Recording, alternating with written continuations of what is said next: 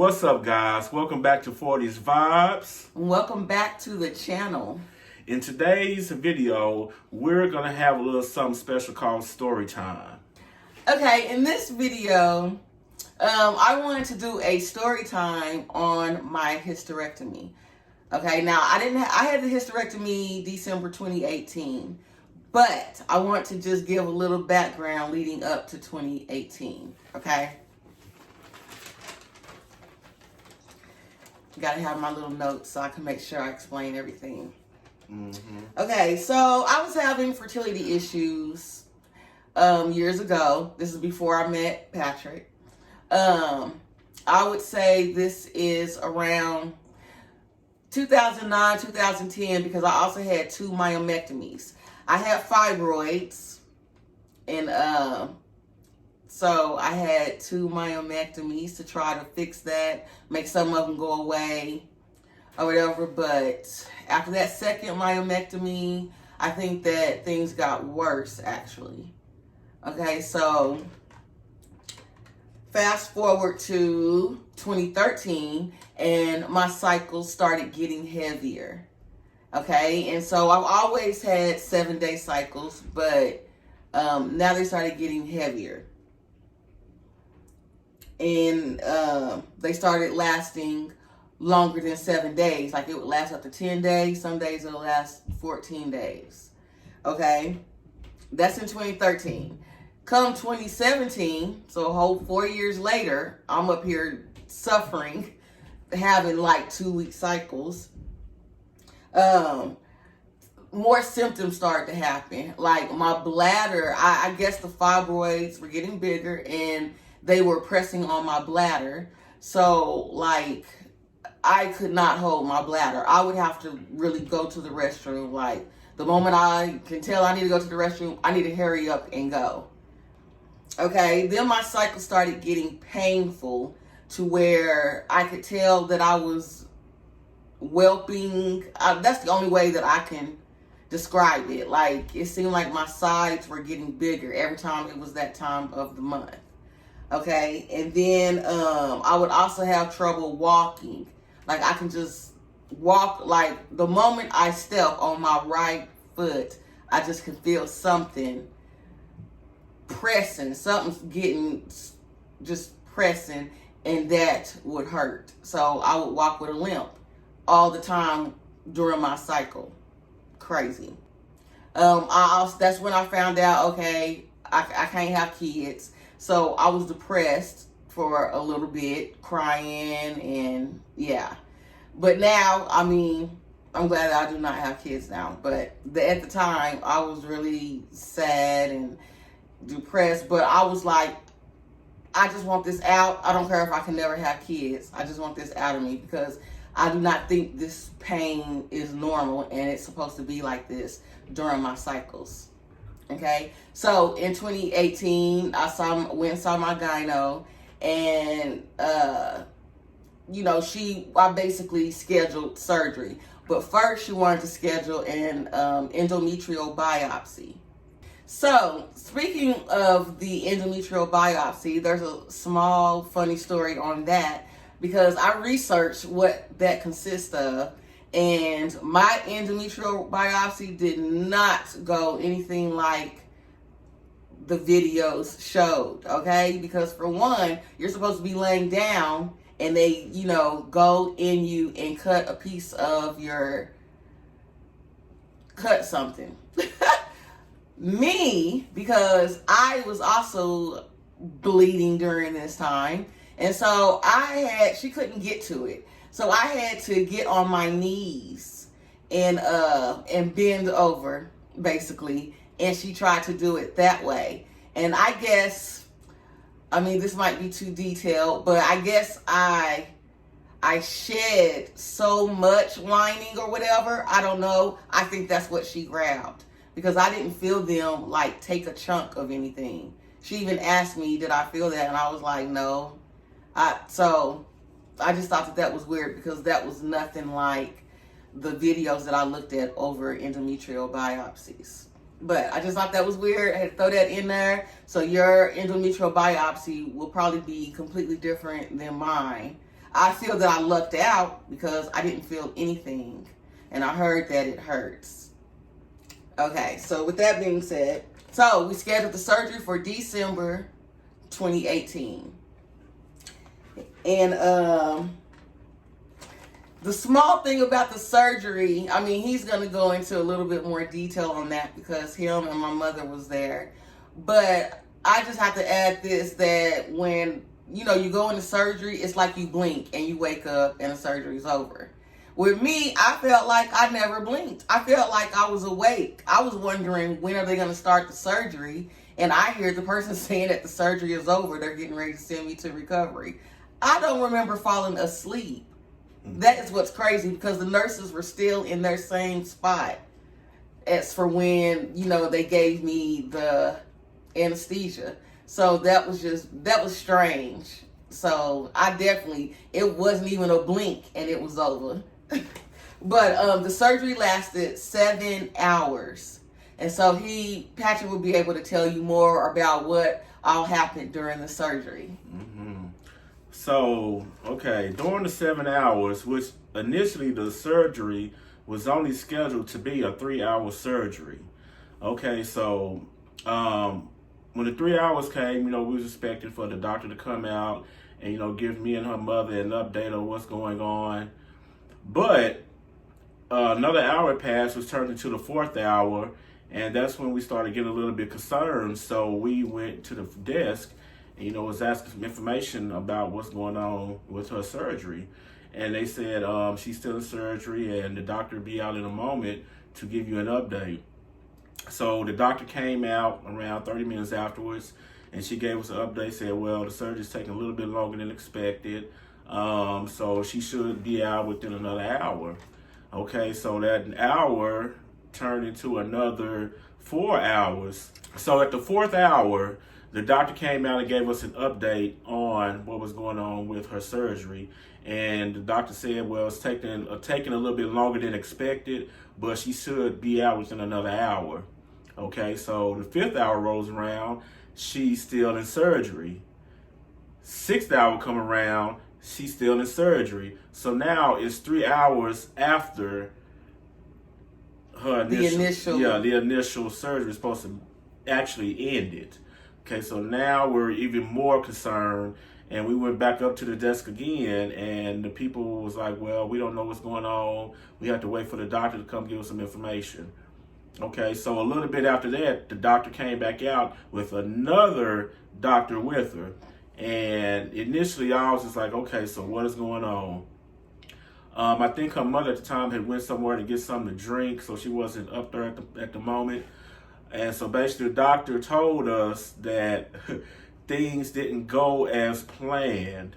And at that moment, I started worrying. I was, you know, like, okay, what's happening? What's going on? The doctor was taking a long time to get it out, so that even heightened my anxiety. And by that moment, her mother... By that moment, her mother was returning. And I guess her mother instantly knew something was wrong because you could just see the worry on her face. And this is my first time hearing this, by the way. Yeah, so you could just see the worry just come over her mother's face. She looked sad? Like what? She looked worried. She looked worried, like what's happening. She must have saw your expression. Yeah, she probably did. Because I was even worried, like what's going on. Then finally the doctor started explaining to us what had went wrong. They say that I guess the fibroids had connected to some of her other organs and kind of damaged her large intestines. And so what they had to do was they had to cut a section of her intestines and reconnect it. And so instantly I thought, okay, she's gonna have to be in a colonoscopy bag. Yes, and I asked her, like, so is she gonna have to wear a bag? And the doctor told us no, she doesn't, as long as she, you know, take care of the wound and there's no infection, but they're gonna, you know, keep an eye on it as she goes through her healing process. And so, I mean, that right there was, you know, a little sigh of relief, but it was still concerning at the same time. But a little bit after that, they brought her out of surgery and took her to the recovery room. Okay, so while we was in the recovery room, she was waking up, coming back to her senses and stuff. And, she was having problems breathing. And I got upset at this one nurse. I got upset with this one nurse because Tarika was telling the nurse that she was having problems breathing. And all the nurse kept saying, well, if you need anything, just let me know. I'm like, well, she's telling you she's having problems breathing right now. What do you mean if you need anything? And so I dismissed her right then and there. I went into the hallway and got another nurse to come down there. And basically the other nurse kind of was like, well, reduce her medicine because she's having too much dosage of medication, pain medication. And so I just looked at the other nurse and was like, you didn't know this? But anyways, after that, she was okay. We stayed in the recovery room for a few more days. So yeah, I had to stay in the hospital for a week. I feel like it was a week and one day because I just remember I was gonna go home one day and he said, no, you're gonna have to stay another day, and we was mad. I don't know if it was, I had to have like 3 blood transfusions while I was in there too. Doing surgery? That's crazy. No. No. I mean, one during surgery, but they had to give me one when I was in the room. They did. I remember that. Yeah, I remember that. Like, wow. So, I can't remember exactly why I had to stay that one extra day. It's something about my blood level. It was something. It was something with that. They just wanted to monitor me one more day, and then I was able to go home. Okay. So, she also explained to me, though, which I really want to get this out because this is insane. The size of my uterus. Okay, a normal, I'm not going to be able to see. Normal size uterus, this is what the doctor told me, is about like this size. And she said mine was like this size. Like this size. They said they never seen anything like it. Yeah, they never seen anything like it. And I guess at this hospital they have, I don't know, they keep a file or whatever of things, the unusual things that come through the hospital. Mm-hmm. And so I'm one of those that I think that is on that, things that they've never seen before. Mm-hmm. Yeah, so that was the size of my uterus. Okay, so that'll explain why I was just so round, and I think it would expand more when that time of the month came. It was just crazy. One of my friends had told me that I was probably going in labor every month. Like, that's how that pain was. Because I was ready to die with that pain. That's why I wanted this out. Because I just could not take that pain. That pain is insane. And I've never given birth, so I do not know what labor feels like and stuff. Okay.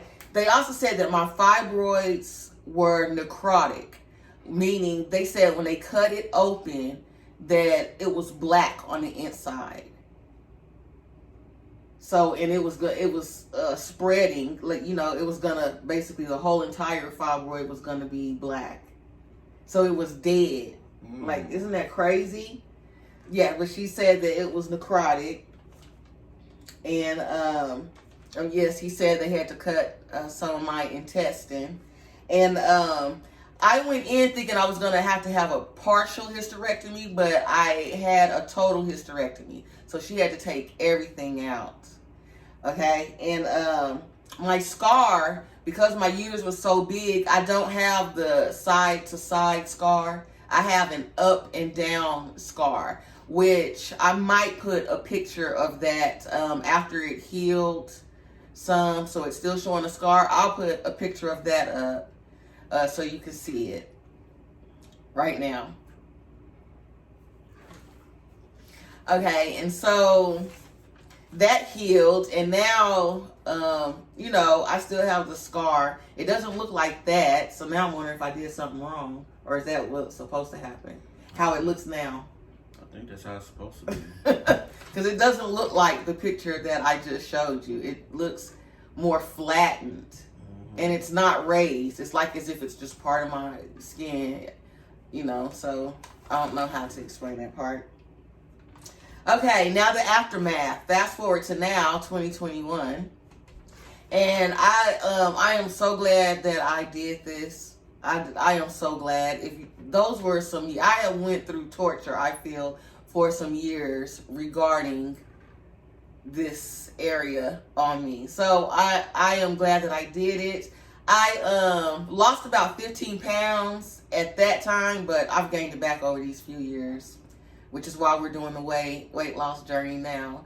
And I went and bought white clothes. I never did that. I have white jeans, white capris, white tops, so I'm enjoying that. Now, one thing that is still happening that has carried on is that I have hot flashes because, you get your hysterectomy, your uterus out, you start kind of like going through menopause or whatever. But so definitely I still have that every night. I think it's worse this summer or something. It has to be cold at night for me to sleep because I sweat. It's crazy. So I definitely have hot flashes. I had one in the middle of filming this, but we cut that out.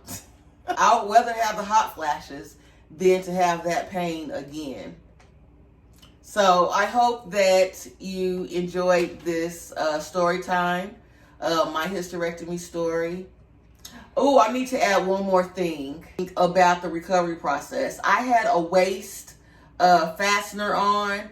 That was like my safety net. It does nothing with the recovery or anything, but it makes you feel secure because I thought if I took that off, my stomach was going to fall out. That's what I thought. So I had that on and I got so used to it. I was so scared to take it off. And I finally had to take it off when I went back to work. I've missed 6 weeks. It took 6 weeks to recover. And so that first time when I had to actually go without it, I just didn't know what to do and I felt vulnerable. That's probably dramatic, but I really felt like I just didn't want anything near me, touching me. No jeans. I didn't want anything to touch in this area at all. So if you get one of those waist fasteners, it's good to have, definitely have it, and keep it on you as long as you need to have it on you, even past your 6 weeks if you have to. I just wanted to put that out there. But thanks for joining us for this story time, and thanks for listening to my hysterectomy story. There'll be more story times coming in the future. Yes. And with that, we will end this video. And remember, guys, to like, subscribe, and share, and hit that notification button. And thank you for watching. Peace.